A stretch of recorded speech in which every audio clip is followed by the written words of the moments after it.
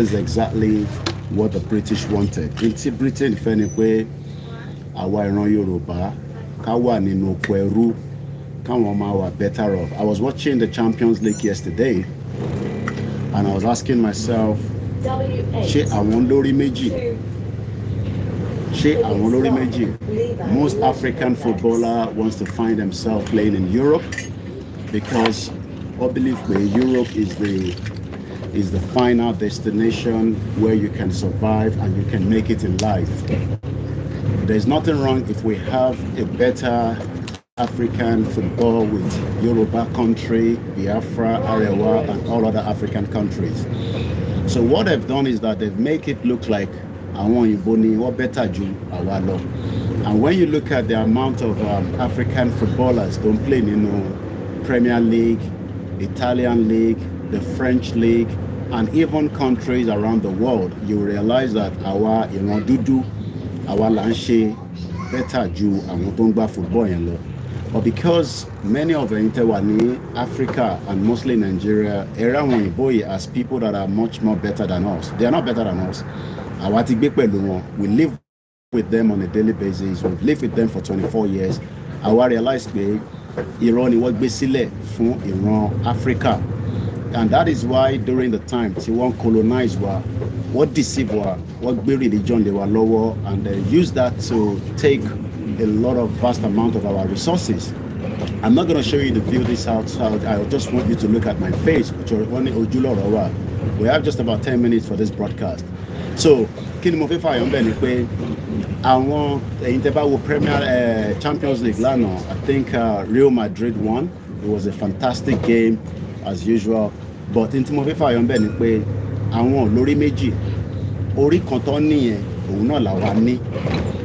Football don't play, don't make it as one of the vast amount of revenue, because the same football yẹn tó bá jẹ́ pé ìran Yorùbá náà dá dúró gẹ́gẹ́ bí a ti ṣe wà láti bí Elédùmarè ṣe dá wa.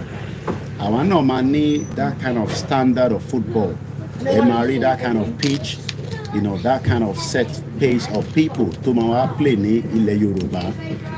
But wọ́n fẹ́ jẹ́ kí ìdàgbàsókè wà fún ìran Áfíríkà. Olórí burúkú làwọn òyìnbó, olòṣì ni wọ́n, ajẹgungun ni wọ́n ti jẹ wá mọ́ ayé, àwa la máa wá gbára wa sílẹ̀ lọ́wọ́ wọn. Sórí ìwọ tó ní ká má gbára wa sílẹ̀. Well, the fact is that is either you survive in the zoo, tẹ máa jẹra yín tí ẹ̀dẹ̀ ní rí àṣeyọrí kankan. There is no amount of prayer. It is not about prayer. It's the reality.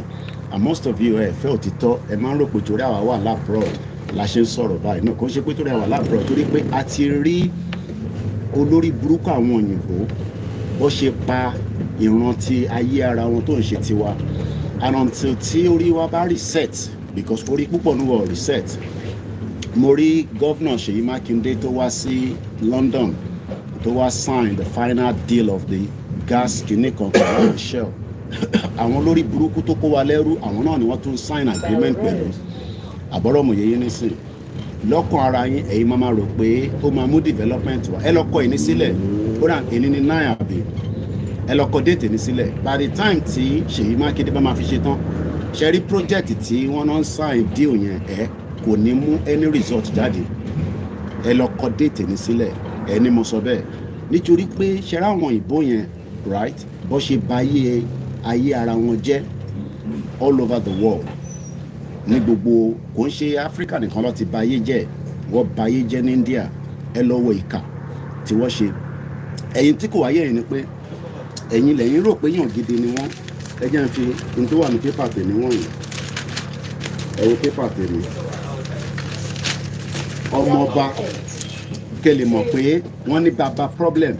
Ṣe rí pépà tèmi ní ọba lélẹ̀ King Charles ni ọmọ ẹ̀ lélẹ̀ ọmọ ẹ̀. Ṣe lè believe pé ọmọ ẹ̀ wà ní London, ó wá ṣe event kan. Bàbá náà wò ní àsìkò láti rí, ó náà wò ní time, ó ní òun níṣẹ́ tó ń pọ̀ lọ́wọ́ òun ò ní time láti rí ọmọ ẹ̀. A mọ̀ pé kò nífẹ̀ẹ́ ọmọ yẹn nítorí pé ó mọ̀dí ṣòro ọmọ ẹ̀ òun náà ń pè ní Harry òun ló fẹ́ Meghan gbogbo ń ṣàmọ́ Meghan wọ́n ò nífẹ̀ẹ́ Meghan sórí ìwọ tó ń rò pé wọ́n nífẹ̀ẹ́ olórí burúkú nìyẹn ọ̀dẹ̀ nìyẹn òmùgọ̀ nìyẹn ò ní làákàyè nígbà tí wọ́n bá nífẹ̀ẹ́ ọmọ ẹ̀ Diana ló bí eléyìí gbogbo ilẹ̀ ṣàrántí Diana wọ́n pa Diana ní 1997 wọ́n ní accident ní bá ṣe gbọ́ ọmọ pé rọ́ nìyẹn DJ múlẹ̀ ni but ẹ̀yin tẹ́ wà ní Nàìjíríà torí ò pé o rò pé nígbà tó bá nífẹ̀ẹ́ ara wọn wọ́n nífẹ̀ẹ́ ọmọ ẹ̀ tó ń pè ní Harry báwo ló ṣe máa wá nífẹ̀ẹ́ wọ they cannot love you within the family within the royal family they don't love each other and the hatred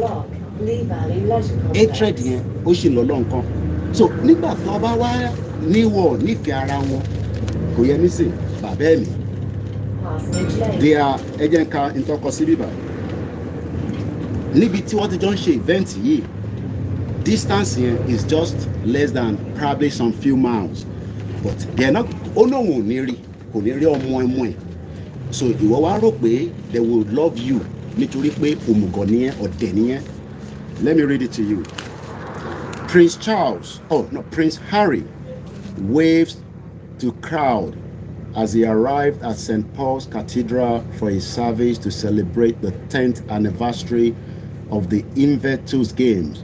While 2 miles away, his dad, King Charles, was hosting a garden party. But the pair, àwọn méjèèjì, may as well have been worlds apart, with the monarch unable to meet his son. Wọ́n ní ọba. Imagine kí kábíyèsí wa Ọọ̀ni of Ifẹ̀ kó máa sọ pé òun ò ní rí ọmọ ẹ̀. That is how terrible the royal family is right now. These are the same people that created the contraction known as Nigeria 1914 fraudulent amalgamation. Tó gbé Fúlàní lé wa lórí. Olórí burúkú ìwọ tó wà Nàìjíríà, ó wá ń sọ pé ó fẹ́ save Nàìjíríà. Àwọn ì tí save ara wọn. The hatred tó wà lọ́wọ́ ara wọn, òun ló lọ lọ́nkàn yìí. So I pity a lot of you. Ṣẹ̀rẹ̀ yìí tẹ́ ní understanding tá à ń sọ fún tó ní a máa save Nigeria. We will save Nigeria. No, you can't save Nigeria. British created that monster called Nigeria and it has to break because we are indigenous people. We are Yoruba before Nigeria. Nigeria was created by British Empire in 1914 and it's a fraud. That amalgamation needs to be de-amalgamated. Tí kò bá wà de-amalgamated, ìyá máa jẹ̀rán tiẹ̀. But kíyà má bàa jẹ̀rán ẹ, òun ni bàbá kí tó yẹ ṣe dìde. We can have our true identity. And they don't like each other. The Scottish doesn't like the English people. The English people doesn't like the Welsh people. They are worlds apart. And that is why Scotland wants an independent away from this crazy union or creating 1701. But Omugo, most of you are hoping that they ba praise Jesus Christ. They ba praise Anabi Muhammad. They ba Dafa Kale. The unity will come in Nigeria. Ali ní farawa tabade break right like Pastor Emmanuel Femishi saw there is an imminent to civil war again in Nigeria. Ogun máa wá Ọlọ́run ní jẹ́ arógun ìrọ̀lẹ́ ń pa ogun máa wá because the love is not there, the unity is not there, the hatred is there, the bigotry is there. These were all created by British for their own selfish interests. They created Nigeria as the business center. But most of you, and you're dead, that we are telling every day that such self-determination, NFA support APC, NFA support the PDP, NFA support the Labour Party. All these are criminal political parties that have not worked. Even I want to get more one sonically, they are not going to vote for conservative because they've destroyed this country in the last 16 years. But in run party, they've destroyed it. Moki sister me, Sholaku Boroku. And Moki Bubentu cannot be we cannot be mentioning names. I haven't got the time this morning. So one thing we got to explain to you is that family one, hatred to one, family one.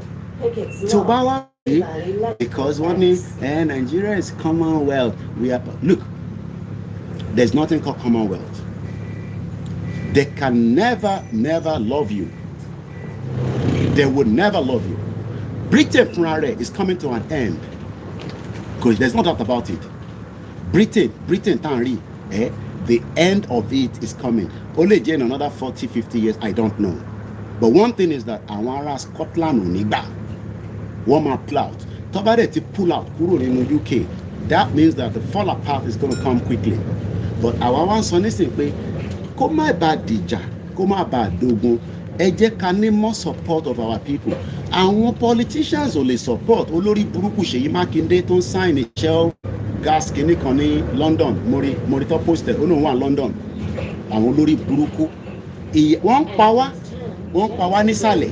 Olórí burúkú Ṣèyí Mákindé bomb bastard, àwọn olòṣì gọ́vnà tí wọ́n ní ṣoríire tó ogun lákàyè máa pa wọ́n ni, kò rí kankan ṣe sí. Ó náà wá ń sign a gas project fún $100 million. Ọ̀yọ́ state tó yẹ kó máa create Ọ̀yọ́ fúnra rẹ̀ can be a country. Àwọn sign contract $100 million. Tó bá sign $100 million, Ṣèyí Mákindé á cut $30 million nínú ẹ̀, ẹlòmínà á cut 30.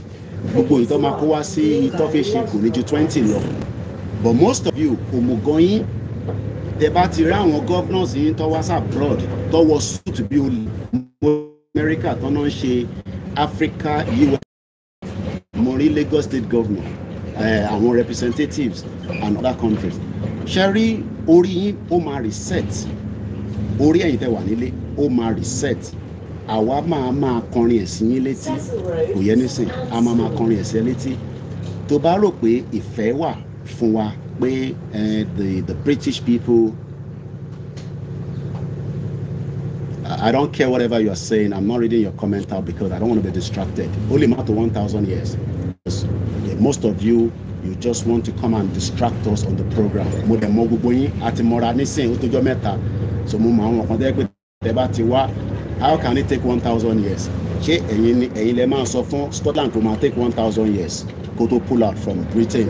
Ẹ kó jágbàjàgbà lọ ẹ̀yin tẹ máa comment rubbish. So let me say this. Ogun tẹni kò ní dé yẹn, ogun yẹn ó máa dé. Wallahi ta'ala suma billahi lazilahuwa. Ni wọnú Nàìjíríà. Ẹ sọ fún Tinubu kó negotiate kí ìran Yorùbá lè pull out. Àwa tá à ń ṣe Yorùbá nation kọ́ la máa gbógun wá. Ṣẹ̀rẹ́ ìtẹ̀wánulé ẹ̀yin lẹ máa gbógun tì wọ́n. Ogun burúkú lẹ máa gbé ti àwọn olóṣèlú torí pé nígbà tó bá squeeze yín gbẹ tí a bá mú yín dáadáa látara yẹn ẹ dìde fún ẹ̀tọ́ yín. Kò ń ṣe Yorùbá nation no ẹ̀yin Nigerians náà lẹ máa ṣẹ́rí bẹ́ẹ̀ ṣe dìde yẹn ṣẹ́rẹ́ yìí tẹ wà nílé bẹ́ẹ̀ ṣe dìde nígbà ẹ̀ sàṣì yẹn ẹ ṣì máa dìde bẹ́ẹ̀ lẹ́ẹ̀kan sí ẹ máa dìde lẹ́ẹ̀kan bẹ́ẹ̀ sí ṣẹ̀wárẹ̀ yìí tẹ̀ sọ pé Jagaba òun náà ní àmọ̀ bí ó ti kú bí ó wà láàyè ẹni sọ fún wọn pé kó gbé fídíò Tinubu jáde wọn náà ti poison ẹ̀ wọ́n ní vegetable state ló wà. Èmi ò believe that, but n táwọn oríṣiríṣi àwọn èèyàn ń sọ especially àwọn ọmọ Biafra. Simon Ekpa ní Tinubu is dead. I don't want to believe that until I see the evidence. But Simon Ekpa ní ó ti pa gbogbo yìí náà lẹ ti gbọ́ kò ṣe mi ni mo sọ. I'm saying exactly what everybody is saying. But we hope that he's not dead because tó bá kú Ṣètìmá ti gbàjọba nìyẹn ìyá yín ṣe máa wá dọ́bù. Ṣé mọ̀ pé Ṣètìmá sọ pé restructuring my foot ẹ mọ̀ pé nǹkan tí Ṣètìmá sọ ni ó ní we are not gonna restructure Nigeria. Kí la fẹ́ restructure Nigeria fún? Àwọn ò fẹ́ restructure Nigeria torí pé etí Britain sọ fún wọn nìyẹn. Don't restructure Nigeria. Keep Nigeria the way it is. But one thing is that àwọn fada yín àwọn jí wọ́n gbàdúrà Nigeria.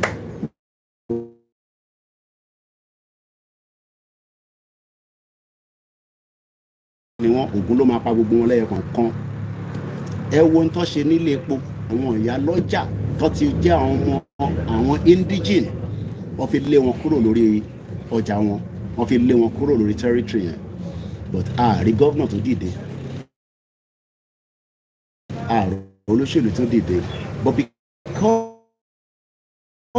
àwọn fada yín àwọn ọmọdé yín èyí tó bá ti ṣe dè nífò kó resign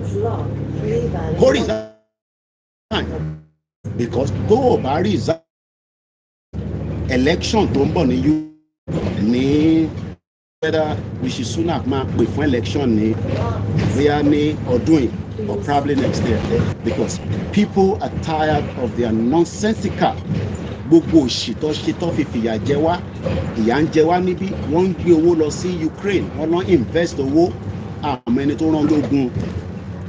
Many people's lives have been very, very poor in this country. Many people cannot even have 3 square meals.